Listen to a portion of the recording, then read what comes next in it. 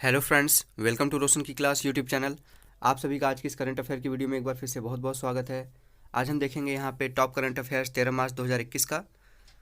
और वीडियो अगर आपको अच्छी लगे तो प्लीज़ लाइक कर दीजिएगा इस वीडियो को। और अगर रेगुलर बेसिस पे आप करंट अफेयर्स की वीडियो, टॉप करंट अफेयर्स की वीडियो रेगुलर बेसिस पे सुबह 7 बजे देखना चाहते हैं तो रोशन की क्लास यूट्यूब चैनल को सब्सक्राइब करना मत भूलिएगा। अब चलते हैं दोस्तों आज के पहले क्वेश्चन के ऊपर। आज का पहला क्वेश्चन है, इंटरनेशनल क्रिकेट में 10,000 रन बनाने वाली पहली भारतीय महिला क्रिकेटर कौन बनी है? तो ये हैं मिताली राज। इनका नाम है मिताली राज। इन्होंने अपने कैरियर की शुरुआत की थी 1999 में, यानी कि इनको हो गया लगभग 22 साल से ये क्रिकेट खेल रही हैं इंटरनेशनल। और यह मुकाम उन्हें साउथ अफ्रीका के खिलाफ तीसरे वनडे मैच में प्राप्त हुआ था। यानी कि वो जो 10,000 रन बनाने वाली महिला बनी है वो साउथ अफ्रीका के खिलाफ अभी सीरीज चल रही थी इंडिया की, उसमें इन्होंने तीसरे मैच में ये 10,000 रन बनाए हैं।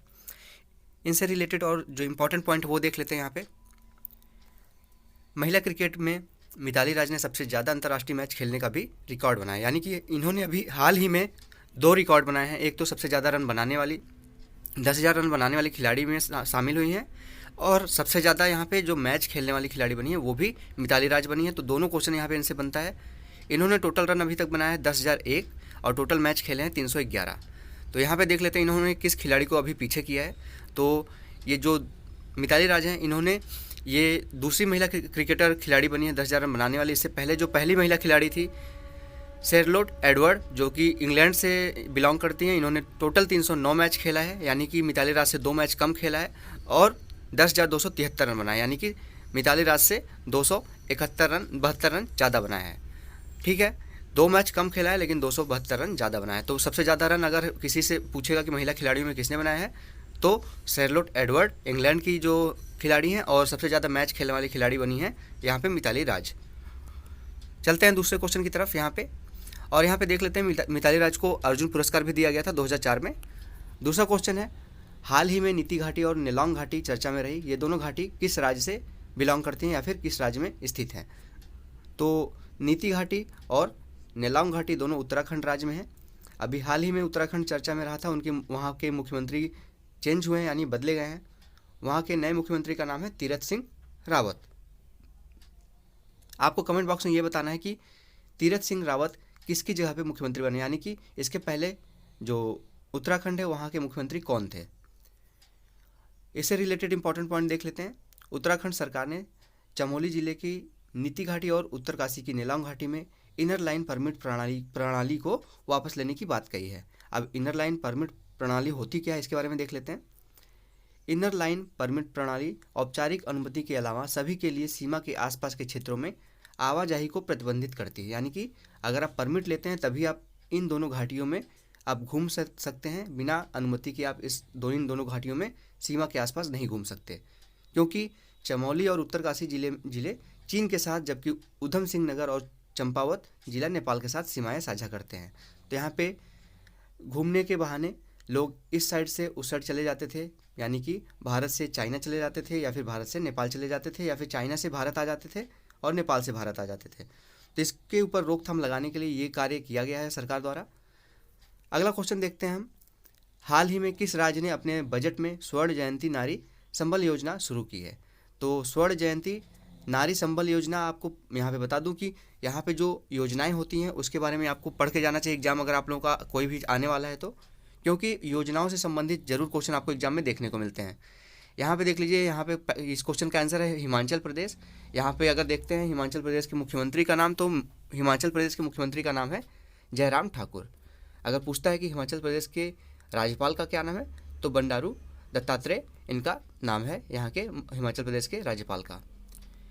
इस योजना का जो उद्देश्य है उसको भी देख लेते हैं कि इस योजना में क्या पूछ सकता है कि इस योजना का उद्देश्य क्या है। तो इस योजना का उद्देश्य बुजुर्ग महिलाओं के लिए सामाजिक सुरक्षा जाल का विस्तार करना, यानी कि जो बुजुर्ग महिलाएं हैं 65 से 69 वर्ष की, उनके लिए सामाजिक सुरक्षा का जाल का विस्तार करना इस योजना का मुख्य लक्ष्य है। इसके बारे में अगला पॉइंट देख लेते हैं। 65 से 69 वर्ष की आयु की सभी पात्र वृद्ध महिलाओं को 1,000 रुपये प्रति माह की सामाजिक सुरक्षा पेंशन प्रदान की जाएगी। काफ़ी अच्छी योजना है। जो बुजुर्ग महिलाएं हैं जिनको इस योजना से काफ़ी लाभ मिलेगा, उनको प्रति माह 1,000 रुपये उनको दिया जाएगा पेंशन। अगला क्वेश्चन देखते हैं यहाँ पे। स्वतंत्रता पुरस्कार किस देश का सर्वोच्च नागरिक पुरस्कार है? ठीक है, जैसे भारत का भारत रत्न है, उसी तरीके से यहाँ पे पूछा गया है कि स्वतंत्रता पुरस्कार किस देश का सर्वोच्च नागरिक पुरस्कार है। तो स्वतंत्रता पुरस्कार बांग्लादेश का सर्वोच्च नागरिक पुरस्कार है। अगर यहाँ पे पूछता है बांग्लादेश की राजधानी क्या है, तो ढाका है। राष्ट्रपति प्रेजेंट टाइम में बांग्लादेश के हैं अब्दुल हमीद। बांग्लादेश की मुद्रा का नाम है बांग्लादेशी टका। और प्रधानमंत्री है बांग्लादेश की प्रेजेंट टाइम में शेख हसीना जी।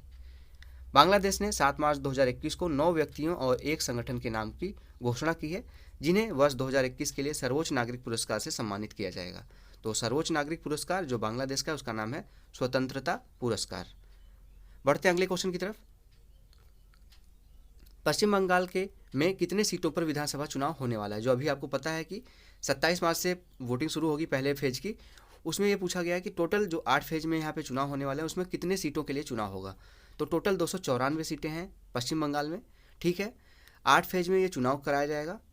और वोटिंग का डेट है, देख लीजिए यहाँ पे 27 मार्च, 1 अप्रैल, 6 अप्रैल, 10 अप्रैल, 17 अप्रैल, 22 अप्रैल, 26 अप्रैल और 29 अप्रैल। टोटल 8 फेज हैं। यहाँ पे 22 अप्रैल के बाद 26 अप्रैल भी होगा, इसको ध्यान दीजिएगा। और जो रिजल्ट आएगा वो 2 मई को आएगा। ठीक है, 2 मई को ये पता चल जाएगा कि कौन सी पार्टी वहाँ पे जीत हासिल की है। प्रेजेंट टाइम में पश्चिम बंगाल के मुख्यमंत्री हैं ममता बनर्जी जी, और राज्यपाल का नाम है पश्चिम बंगाल के जगदीप धनखड़। इसके अलावा 4 राज्यों में चुनाव होने वाले हैं, जैसे तमिलनाडु, केरल, असम और पुडुचेरी। पुडुचेरी आपका क्या है? केंद्र शासित प्रदेश है, यानी कि यूनियन टेरिटरी है। अगले क्वेश्चन की तरफ बढ़ते हैं हम। 12 मार्च को प्रधानमंत्री नरेंद्र मोदी ने नमक मार्च यानी कि दांडी मार्च को हरी झंडी दिखाकर किस महोत्सव का शुभारंभ किया? तो सबसे ज़्यादा इंपॉर्टेंट ये पॉइंट बनता है आज का क्वेश्चन, क्योंकि जो प्रधानमंत्री कोई अगर यहाँ पे कार्य करते हैं तो करंट अफेयर काफ़ी इंपॉर्टेंट रोल प्ले करता है आने वाले एग्जाम्स के लिए। तो यहाँ पे देख लीजिए 12 मार्च को प्रधानमंत्री नरेंद्र मोदी ने दांडी मार्च को यहाँ पे हरी झंडी दिखाई है। शुभारंभ इसका किस चीज़ का किया? आज़ादी के अमृत महोत्सव का किया है। आज़ादी के अमृत महोत्सव का इन्होंने शुरुआत किया है। यहाँ पे देख लेते हैं एक्स्ट्रा पॉइंट्स। महात्मा गांधी के नेतृत्व में ऐतिहासिक नमक मार्च की 91वीं वर्षगांठ पर पीएम मोदी ने अहमदाबाद में 386 किलोमीटर की दांडी मार्च को हरी झंडी दिखाई, जिसका समापन जो होगा जो लास्ट डेट है वो 6 अप्रैल को नवसारी जिले के दांडी में होगा। अब यहाँ पे आपसे पूछ सकता है कि समाप्त कब होगा, तो 6 अप्रैल को समाप्त होगा। और यहाँ पे कहाँ पे समाप्त होगा? नवसारी जिले दांडी में। पॉइंट इसका देख लेते हैं। आज़ादी की अमृत महोत्सव भारत की आज़ादी के 75 साल पूरे होने के उपलक्ष्य में ये मनाया जा रहा है, और जन भागीदारी की भावना में जन उत्साह जो उत्सव है उसको उसके रूप में इसको मनाया जाएगा। ठीक है, इस महोत्सव का नाम है अमृत महोत्सव। नेक्स्ट यहाँ पे इससे रिलेटेड पॉइंट देख लेते हैं। प्रधानमंत्री नरेंद्र मोदी की अध्यक्षता में सरकार ने इस अवसर पर एक उच्च स्तरीय राष्ट्रीय समिति का गठन किया है। इसमें टोटल 259 सदस्यीय समिति है ये, जिसमें केंद्रीय मंत्री, राज्यपाल, मुख्यमंत्री और सभी क्षेत्रों के प्रतिष्ठित नागरिक शामिल होंगे। तो टोटल जो सदस्य हैं इसमें 259 हैं। अगला क्वेश्चन यहाँ पे, हाल ही में किस भारतीय को संयुक्त राष्ट्र के बाहरी लेखा परीक्षाओं की समिति का अध्यक्ष नियुक्त किया गया है? तो ठीक है, यहाँ पे देख लेते हैं इस क्वेश्चन का आंसर। इस क्वेश्चन का आंसर है गिरीश चंद्र मुर्मू। ठीक है, ये प्रेजेंट टाइम में अगर पूछता है कि गिरीश चंद्र मुर्मू क्या है भारत के, तो कैग हैं, यानी कि controller and auditor general of India. इसको हिंदी में कहते हैं नियंत्रक एवं महालेखी परीक्षक।